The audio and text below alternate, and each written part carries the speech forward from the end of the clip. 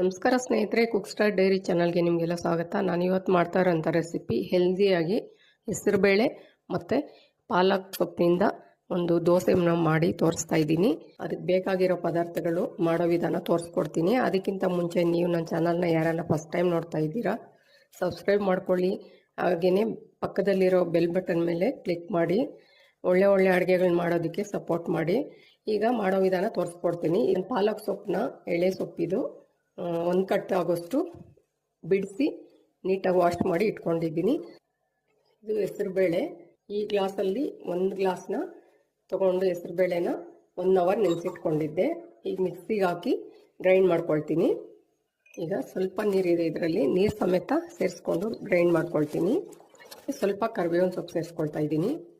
ಹಾಗೆಯೇ 3 ಹಸಿಮೆಣಸಿನಕಾಯಿ, ಸ್ವಲ್ಪ ಕೊತ್ತಂಬರಿ ಸೊಪ್ಪು, ಪಾಲಕ್ಕು 1 ಕಟ್ ಸೇರಿಸ್ಕೊಳ್ತಾ ಇದ್ದೀನಿ.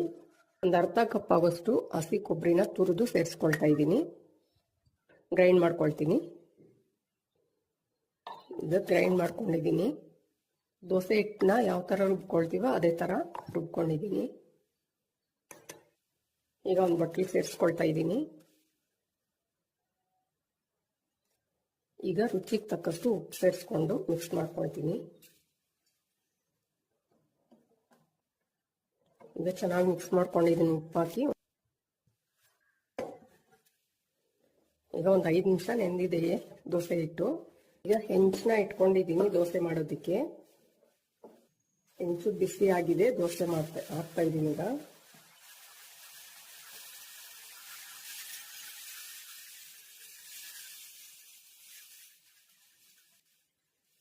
ಈಗ ಸ್ವಲ್ಪ ಎಣ್ಣೆ ಸೇರಿಸ್ಕೊಳ್ತಾ ಇದ್ದೀನಿ ಮೇಲ್ಗಡೆಯಿಂದ.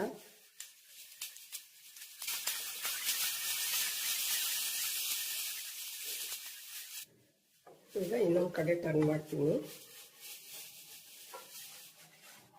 ಚೆನ್ನಾಗಿ ಸುಟ್ಕೋಬೇಕು.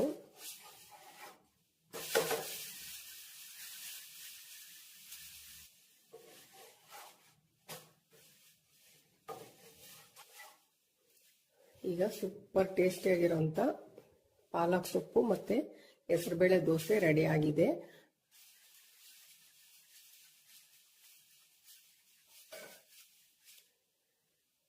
ತುಂಬ ಟೇಸ್ಟಿಯಾಗಿ ಹೆಲ್ದಿಯಾಗಿ ಇರೋವಂಥ ದೋಸೆನ ಮಾಡಿ ತೋರಿಸಿದ್ದೀನಿ ಸ್ನೇಹಿತರೆ.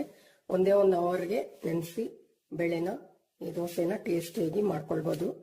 ನಾನು ಚಟ್ನಿ ಮಾಡಿದ್ದೀನಿ. ನಿಮ್ಗೆ ಯಾವ್ದು ಇಷ್ಟನೋ, ಪಲ್ಯ ಇಷ್ಟನೋ, ಚಟ್ನಿ ಇಷ್ಟನೋ ಮಾಡ್ಕೊಳ್ಳಿ, ತುಂಬ ಟೇಸ್ಟಿಯಾಗಿರುತ್ತೆ. ಹಾಗೆಯೇ ನನ್ನ ಚಾನಲ್ನ ಸಬ್ಸ್ಕ್ರೈಬ್ ಮಾಡಿಕೊಂಡು ಲೈಕ್ ಮಾಡಿ, ತುಂಬ ಜನಕ್ಕೆ ಶೇರ್ ಮಾಡಿ, ಸಪೋರ್ಟ್ ಮಾಡಿ.